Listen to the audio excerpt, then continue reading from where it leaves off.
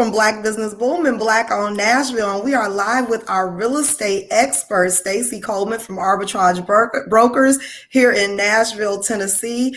And we all see some crazy things going on with the market. And so I'm so happy that we have Staci and her team that comes to visit us every month and just keep us abreast on all of the different things that are going on in the real estate market. But specifically today, we're going to be talking about, are we heading toward a real estate recession? And I mean, it's pretty evident that there's something crazy going on. And so I'm happy to have an insider here to give her opinion on whether or not we're heading into a real estate recession. How are you today, Staci? I'm great, Danielle. Thanks so much for having me again this month. And that has been one of the key things everybody wants to know. Where is the real estate market headed? And boy, would we love to say that we know exactly. History is definitely repeating itself, but I don't think that it's going to be what we saw in 2008 and 2009 with the foreclosures and things of that nature. This is what we would consider in the real estate market an autocorrect. With the feds basically raising the interest rates, it's slowing down our buyers for the particular market to kind of help us kind of get back on track with production of homes, since there was not a lot of homes produced and built in the last couple of years due to COVID. Okay, that makes sense. And I've heard that term autocorrect. And we saw that the Fed intentionally raised the interest rate. And I think they were planning for 3 raises. Have we seen multiple already, or has it just been the one? No. So if you think back about 2 months ago in March, we had our very first one. Rates were around 3.5%. Today, they're almost at 6%. What people don't remember is we've been at 6, 7, or 8% before, even up to almost 16 in the last 20 years. And it's just like we've gotten used to that 2.5% and 3%. It's like, oh my gosh, what is happening? No, this is really where rates have been and should have been prior to the pandemic. Okay, that makes sense. So we can really count on there being some additional raises coming from the Fed over the next year or two then. Absolutely. The rates are going to continue to go up a little bit. They're saying that they're going to top out somewhere between 7 and 9%. So we're telling buyers, hey, I know it's still tough, but if this is what you would love to do, you need to be buying now. You cannot wait. Because we can't predict where the feds are going to go with interest rates, but it has basically stopped a lot of people from being able to buy. They could have been approved, say, 2 months ago for 300 or 350. Well, now you're down to like 250, 260. So the price ranges based on the interest rates are changing very drastically. So you got to kind of get off the fence and buy. Okay, because that really impacts like your debt to income and all of that. So as the rate goes up, the amount of your mortgage would be higher. Therefore, people are getting qualified for less. Am I saying that right? Absolutely. Okay. That is exactly what's happening. And every time the rates go up, it's decreasing at $25,000 to $30,000 every time. So, which could be, and because nobody can lock rates, it's a few lenders around that are allowing you to lock a interest rate prior to you going out and taking a look. But most of the time, they don't lock the interest rates until you actually find a home. So, what you approved for yesterday, and if rates come out every day at 10 a.m., depending on where you are, you may not qualify today versus what you were yesterday. Oh my God, that is crazy and it's scary. And especially in a market like in Middle Tennessee and what we're seeing where it was already difficult, like the house prices are up and it's already been difficult for just your average person to go out and beat out investors and all of the folks that are moving into this market from, California, New York, where they're used to paying $500,000 for a house, so it's really a scary time for the everyday person who's just wanting to invest in their future by, getting some property for their family. So that is really, but you suggest go ahead and make a move right now. Because I know some people are like, well, let's wait and see what happens. But you're like, go do it. Excuse me. Right now is the time to move because we don't know what's going to happen in a few months or even a year from now.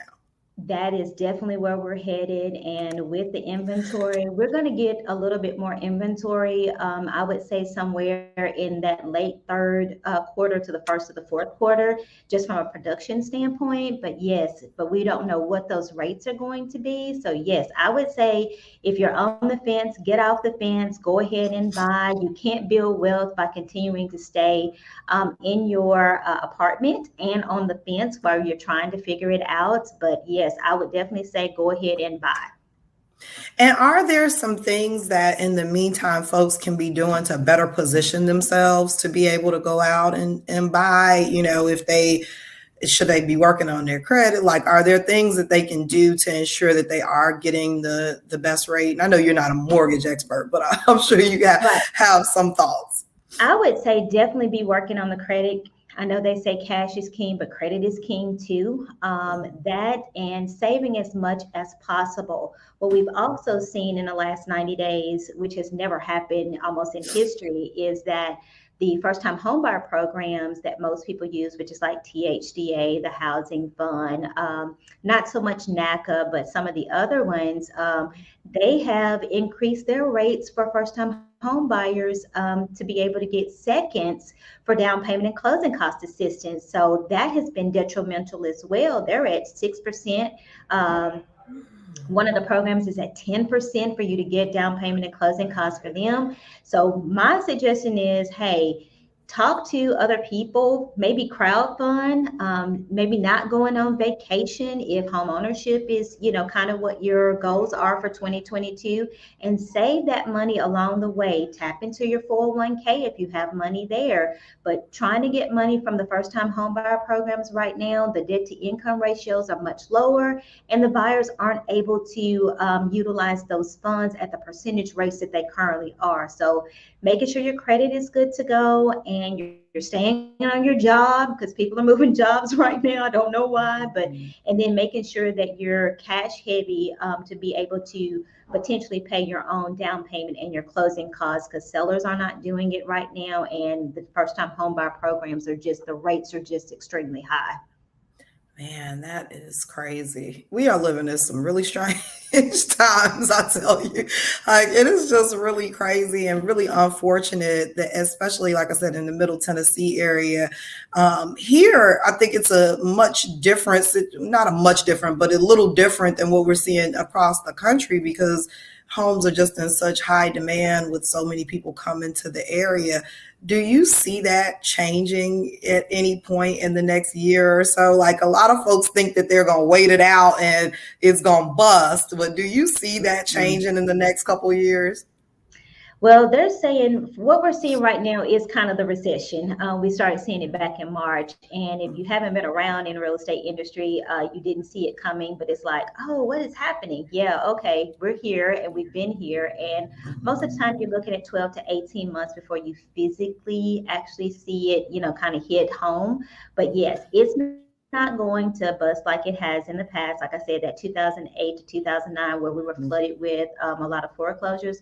We do still have foreclosure or what we call shadow inventory for foreclosures due to the eviction moratorium. So you're going to see some of them start to come back, but a lot of those banks are going to try to rent those. We've seen that before because the people don't have anywhere to go. Rental rates are extremely high. They went up 35% in 2021. That's the most that they've ever been as far as like an increase. So it's going to still be as lucrative as it has been, and our economy here in Nashville is very likable to a lot of companies. So they want to come here. They bring a lot of jobs. I was looking at an article this morning that Clarksville, there's a developer there that's going to build 120 townhomes there. That's going to be about $30 million, give or take. But they have over 1,000 jobs coming into Clarksville, where Nashvilleians didn't want to go to Clarksville. Clarksville is the most affordable place right now to even go. So we're going to continue to see companies coming into our area, bringing jobs, and that's going to bring more people here that are going to need housing. Okay, man. And one thing I wanted to that you said that I wanted to make sure that we talk a little bit about more about is your 401k. Like, because a lot of folks, they've been invested in the 401k, hopefully, and getting that match, and they're thinking they can't touch it until 59 and a half or 65 or whatever. And you actually can, as a first time home buyer, you can pull from your 401k without being penalized. Can you tell us a little bit more about that and the importance of that right now as you talk about, having that cash on hand? Absolutely. So having the money in your 401k, it's not making a lot of money right now because the rates are, kind of what they are. But with your 401k, it will allow for you to make a one-time draw for your first-time home buyer, for you to be able to purchase your first home.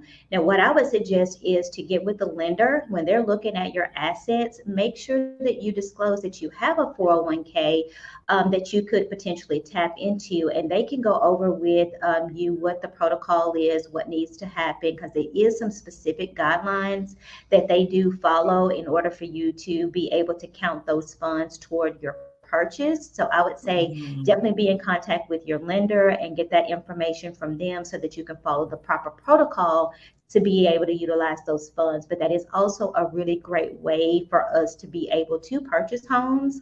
And not only that, some of our family members, moms, dads, grandparents have equity. I would also suggest, asking them to help fund your home purchase by allowing you to tap into some of their equity, to be able to help with down payment and closing cost assistance so that everybody can build wealth.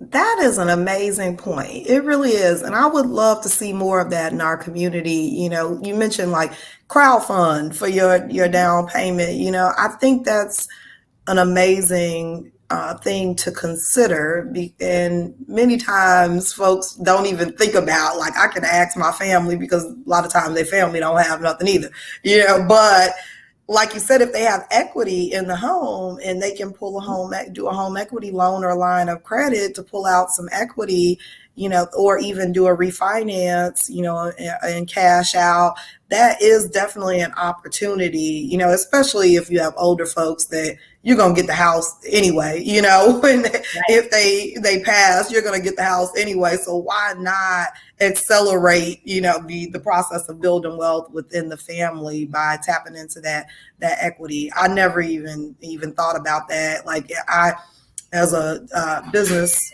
owner, we hear a lot about, like, at a friends and family round of asking Mhm. for people to invest in our business, but I don't hear a lot of people talking about how you can go to your family to invest in your first home, and I love that concept. Well, and it's no different than we have one of my preferred lenders. They have a program for people that are getting married. Well, most people already have their own stuff. Well, don't ask people to buy you gifts from your registry. Ask them to basically give you money towards your home fund me so that you can help with your Hmm. own down payment and closing cost assistance. So you can get just as creative as you would like, even down, like I said, to don't do the vacations, put that money away. There's more than enough opportunities for you to save money if this is really what your goals are, to be able to build wealth with home ownership. I love it. This was fantastic. Really great insight. It's time for us to make these moves, and like you said, get off the fence, stop thinking about it, at least talk to someone, see what your options are, start to, plan, even if it's going to be later on in the year or next year. You need to have the conversations and start to do the planning. So with that being said, Staci, how can we reach out to you or someone at your team, on at Arbitrage, to learn more about getting started with the home buyer process?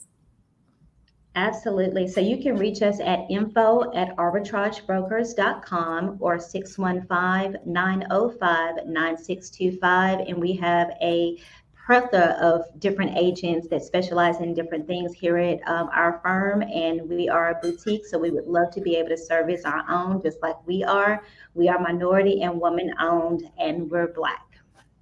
I love it. I love it. Fantastic. Thank you so much, Staci. This was really informative, for me, and I'm sure for everyone who tuned in. Just a lot of great information. And again, it's time for us to get ready and not be behind the eight ball. So I appreciate you so much for coming every month and just educating us on what's going on in the industry so that we can stay ahead of the game. And we'll see you again very, very soon. Sounds good. Thanks, All Danielle. right.